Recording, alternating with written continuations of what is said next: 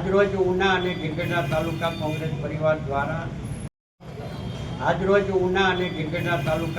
પરિવાર દ્વારા હાલની જે પરિસ્થિતિ છે, 3 દિવસથી સતત વરસાદ પડે છે અને વરસાદને કારણે વ્યાપક પ્રમાણમાં ખેડૂતોને નુકસાન થઈ રહ્યું છે.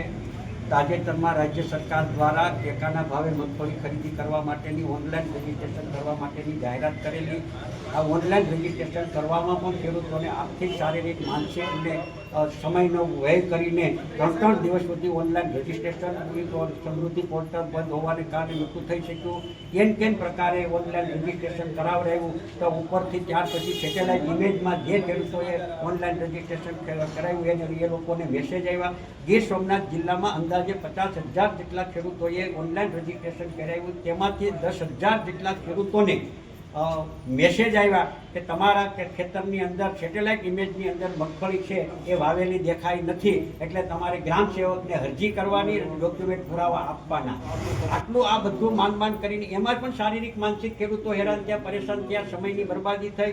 આ બધું કર્યા પછી પણ પાછળથી રાજ્ય સરકાર, ભારત સરકાર દ્વારા તાજેતરમાં કેન્દ્રીય કૃષિ મંત્રી શિવરાજસિંહ ચૌહાણ દ્વારા જાહેરાત કરવામાં આવી કે ટેકાના ભાવે જે ખેડૂતોએ ઓનલાઈન રજીસ્ટ્રેશન કરાવ્યું છે તે ખાતેદારનું માત્ર ને માત્ર 70 મણ મગફળી ખરીદવામાં આવશે. ગયા વર્ષે 200 મણ મગફળી ખરીદવા માટેની વાત કરેલી હતી અને ખરીદાતી હતી. એમાં આજે આ વખતે ઘટાડો કરી અને 6.5 ખાંડી મગફળી છે એનો ઘટાડો કર્યો છે.